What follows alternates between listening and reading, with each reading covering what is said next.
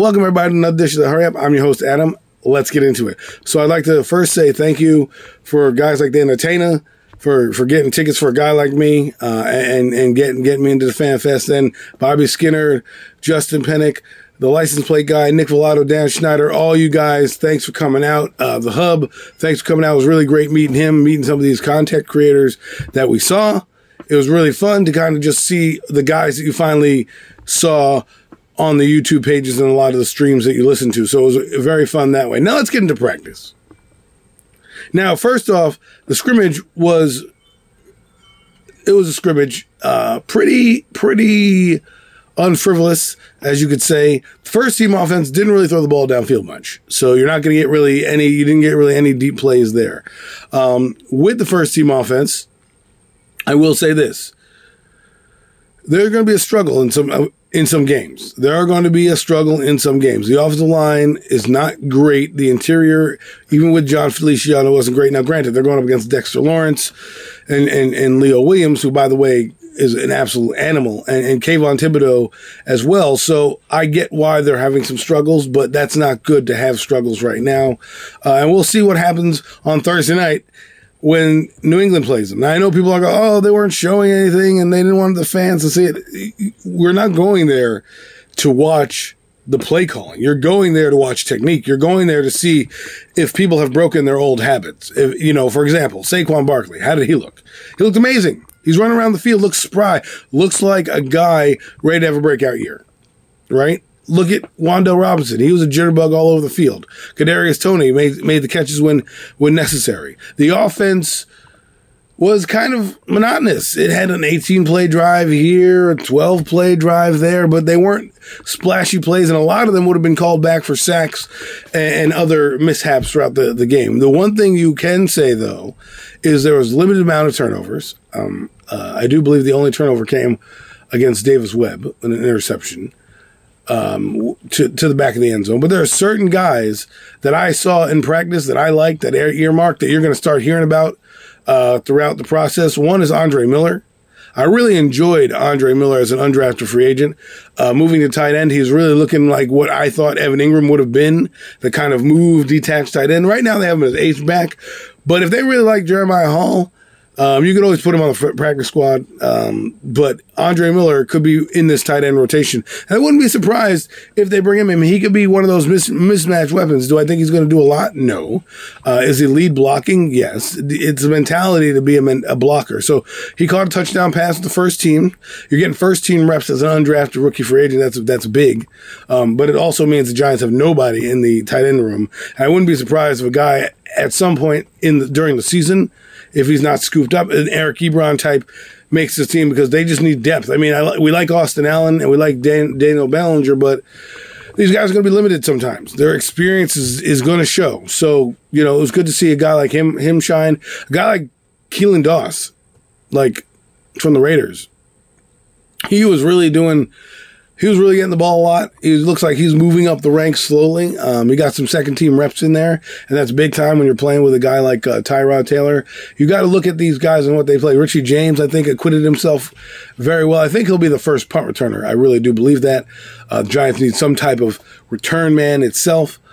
Overall, I like what Daboll was doing. Defensively, a lot of things happening. Leonard Williams is going to have an absolute monster year. Kayvon Thibodeau is going to be unblockable. The linebacking core leaves much to be desired, but we'll see what happens. The DBs weren't bad. Dory Jackson's going to have a good year.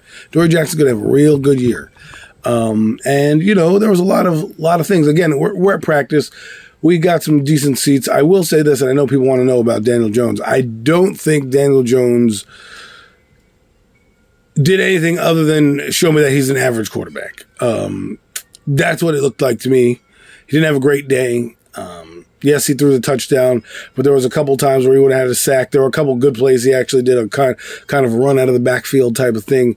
So, and I can't say he didn't get better in the second drive, but in the first drive, he was not great. The second drive, he improved here and there. I mean, there were some throws you got to make as a quarterback, like Wan'Dale Robinson wide open running a 7 route. You got to hit that guy. He was wide open by a step. You got to lay that ball in where he can make it. Another play with Daniel Bellinger was basically a turn and throw, and he went way over the guy's head. And I'm like, those are the type of plays that cost you football games. Now, I know, Wentz is having those problems too across the league, and a lot of guys are. But, when you look at Daniel Jones, he can't have those mistakes like other quarterbacks. He just can't, because those mistakes will cost him in the long run and cost his team in the long run. And being that this team, I don't believe this team is going to be any better than possibly 8 wins max. 7 is what I'm giving them. And I'm not trying to be a Debbie Downer here. I'm just saying what I see on the field right now, they already lost Marcus McKethan for the season, torn ACL. Right, guys are already banged up after the first practice, and usually what happens, they get more banged up as you get more and more intense in the practice. So what I'm hoping is, cross my fingers, that all these guys make it to 9/11, and we'll see. I'm just saying right now, what I saw out of the offense on Friday night, we are not ready to play a good defense in Tennessee. Not yet. If this game were week 8, I'd be like, let's get them. Because it's week 1, I think the opposite. A lot of people are thinking the opposite way. They're like, well, week 1, we're going to sneak up on them. They're not going to know what's coming. I think the opposite. I think the Tennessee Titans, being that they've been in the system and been prepared before, they've seen a lot of things. They can make adjustments on the fly. Remember, they won 12 games last year in an AFC that is a pretty tough conference. So I can't just go in there with blinders saying, well, we could beat them because of this. No, experience matters. Coaching does matter. And it goes against Brian Daboll and Mike Vrabel, right? Brian Daboll and Mike Vrabel on the same field. Will Mike Vrabel outcoach Brian Daboll, right? Will Brian Daboll get too cute? Who knows? And let me tell you this. Everything changes when the bullets are flying. When people are actually tackling, the game is a lot different.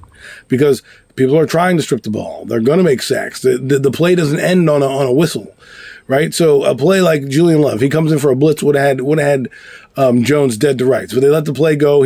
Jones moves up in the pocket, throws a pass to Wan'Dale Robinson. Good play, but would have been in a sack. What I will say was smooth looking as a quarterback, and I'm not trying to say this badly, it's Tyrod Taylor, man. He just, when he goes into the offense, it just, you sit there and you're like, oh, okay, I get it. Like, you're not worried. There's a quiet confidence about you because he seems to get into the right play.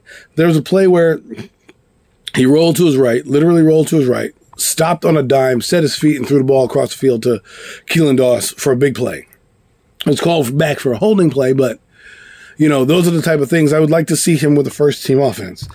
I know they won't do that because that would be a quarterback controversy, and God forbid the Giants have one of those. But, if Tyrod did the same thing with the first-team offense, move the ball downfield, throw the ball deep, and I know you're not going to be perfect every time. That's not what quarterbacks are. I look at players and mechanics and the things that they're looking at, and those are what really stand out to me. And I think the Giants, functionally as a team, have a long way to go before I can call them elite. Before I can get on this like 11-6 or 7 or 8 or 10-win bandwagon.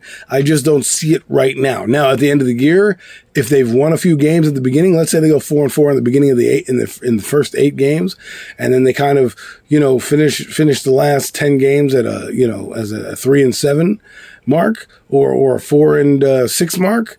I can see that happening, but that would lead them at a 6-10. But that leaves us or 8-9 or something like that, 4-6 mark.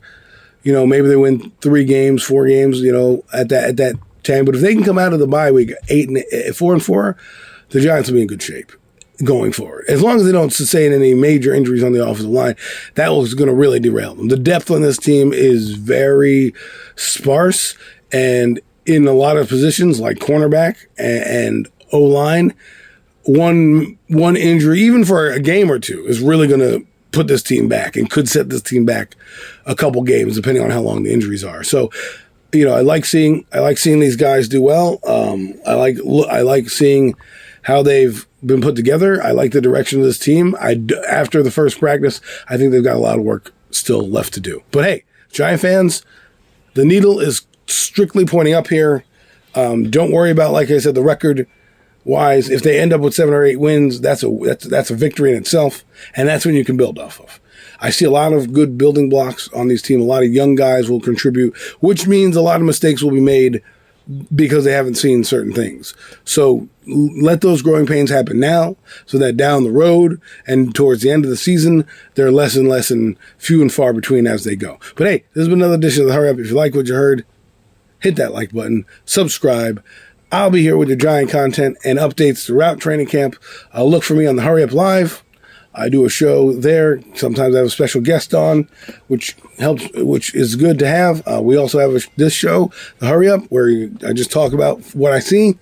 And then also Premium Takes, our show, great show, Four Horsemen, throw the fours up. We do a great show for you. We're going to recap all NFL, all baseball, all the news, all going on in sports and wrestling.